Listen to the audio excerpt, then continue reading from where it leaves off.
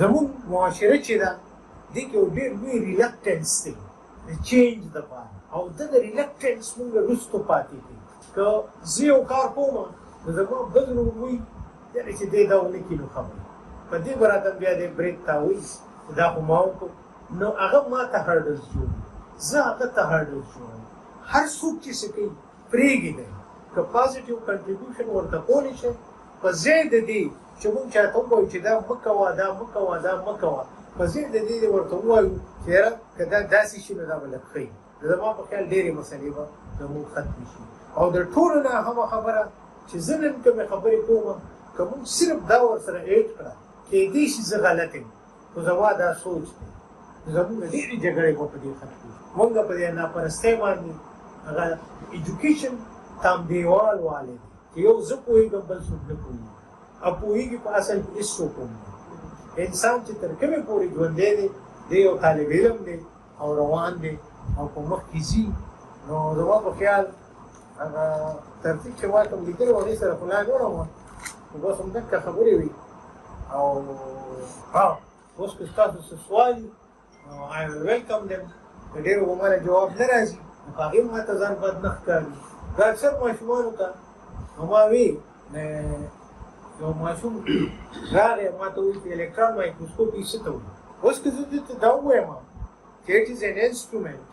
which is used to see, to resolve things and features inaccessible to naked eye چې په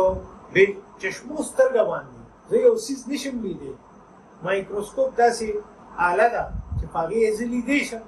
نو دې وایي زما استاد ډېر قابل دی ګوره په یوه جمله کې راته هر څه دغه کړو خو که زه دې ماشوم ته وایم چې خانې ماله نه راځي ورشه په لایبررۍ کې په فلانۍ خانه کې یو کتاب پروت دی الکترون مایکروسکوپي فلاني لیکلی دی نو دې داسې بنیته غوندې لړ شي دله وي دا نه ورځي او دې لړ شي و کتاب راوالي کتاب شروع کړي او ما پسې غوړه کې بدې وایي چې ګوره لکه دا استاد دی دا پروفیسر ګوره دی دا ډیفینیشن نه ورکړو چې هغه کتاب هغه وګوري هغې کې لس چپټر وي په دغه الکترون مایکروسکوپ د هر چپټر په اینډ کې لس او شل ریفرنس وي هر ریفرنس چې دی د هغې په اینډ کې هم لس او شل ریفرنس وي هغه ته ما یو نوې دنیا کولاو کړه ځان خو یې بېعزته کړو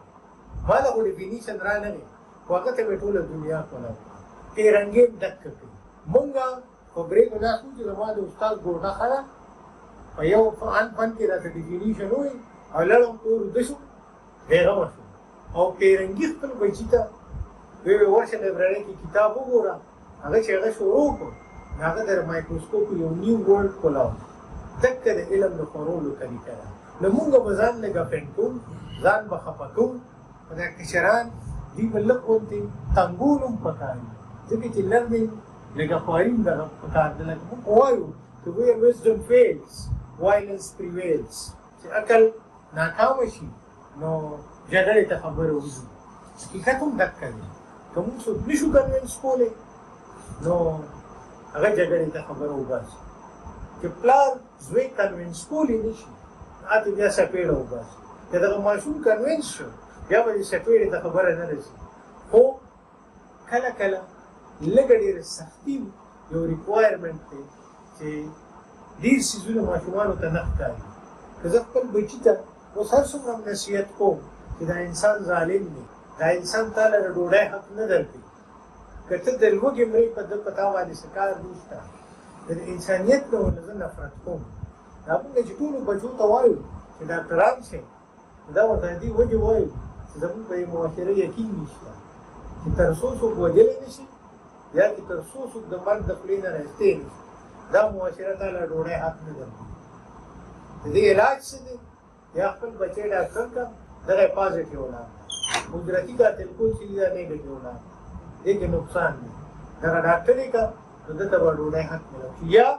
دا معاشره دومره ډیولپ کا چې هر چا لره ډوډۍ او د ژوند حق ورکړي نو دا زموږ او ستاسو شریکه ذمهواري ده چې موږ دا معاشره دومره تکړه کړو دومره فرټایل کړو د خلکو دپاره ما نه اکثر خلک تپوس کوي وایي ترقي څه ته وایي زه ورته یو ساده جواب ورکوم ترقي هغې ته وایي چې کومو خاورو ته مرغۍ د خپل پلار نیکه وطن پرېږدي او هغه وطن ته ځي.